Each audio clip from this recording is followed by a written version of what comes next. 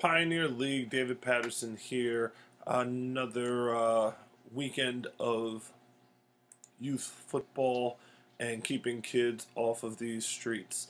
Welcome to week 4. It seems like these days are rolling by pretty quickly.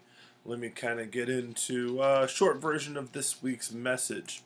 First thing is, we have helmet decals in honor of my late father-in-law, Manny Munoz. These will be available to anybody that would like to support the cause of spreading Alzheimer's awareness. There is no charge. Me and Mrs. Patterson took up the expense for that. We just really would like to see anybody who supported us in this thing to just give our thanks or appreciation by adorning a helmet sticker and just a little bit of a show of support. So if you're interested in getting one when you see us at the games, or just message me and I'll put one on the back of your helmet or what have you. So moving on, week 4, we are almost at October. This is the last week before rosters close. October 1st is the official roster lock date. Anybody that has been added to the roster needs to be added to the roster by the close of business on October 1st. So all teams will be sending in their final roster then. We have some really good matchups this week. We have the Harlem Jets white going out to the Nifty Lions. That should be a really good one. Bronx Colts going out to the Ducks. We have the Iron Men. I'm sorry, not the Iron Men. The Tomahawks 14U getting on the schedule. Going to see the Bronx Ducks over at Allerton. At Allerton, Phil was out there last week. The barbecue and the concession stand was absolutely awesome. Moving on, we have Patterson Mustangs at the Harlem Jets Green. We have Co-op City Cowboys and Steelers. In the 18U division, we have the Atomic Dogs and the Jets. That game would be Saturday night, so that's the nightcap of this weekend's action. Have a couple other games on the schedule as well. Bronx Giants are at home as well. So there's a bunch of things going on in the Pioneer League. Let's move on to off-the-field type stuff. The off-the-field type stuff, we started an initiative a couple years ago just to kind of spread awareness with bullying. We had an incident this week in the Bronx with a young man that lost his life due to a conflict within a classroom.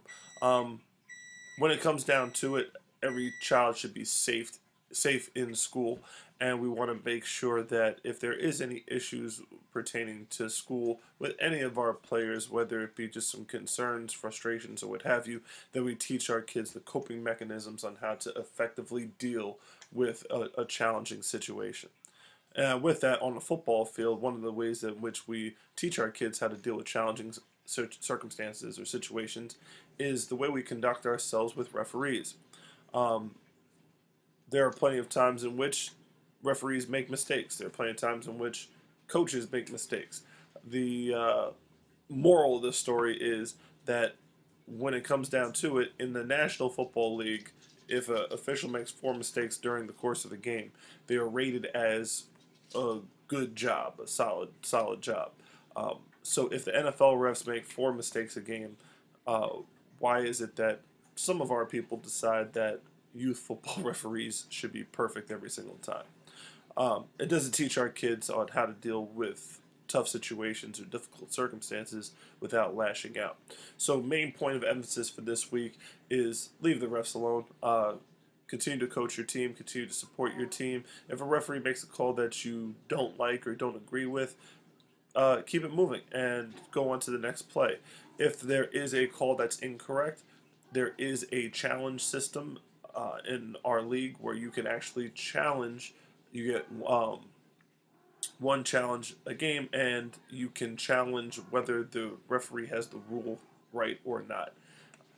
Question is, do you know the rule? So if the referee goes and checks and the rule is not as you say it is, you will lose a timeout, and it's not really a good look. But again, if you are sure that you do have the the rule correctly, there is a challenge system in play. Above that, just be respectful towards the officials. Although they are getting paid and do have accountability, it doesn't give you the open season to abuse them or say things to them that are disrespectful. And teach our kids a respect for authority and authority figures in general, and make sure that they are behaving themselves properly and not blaming the ref for whatever issues they are having on the football field. So, again, just make sure we have great positive atmosphere for our kids. Stickers, that's pretty much it. Enjoy all the games out there. Roster locks October 1st, and we have some great things coming up. A lot of exciting things coming up that we will announce on SportsCenter this week. Everybody have a wonderful day and have a safe weekend.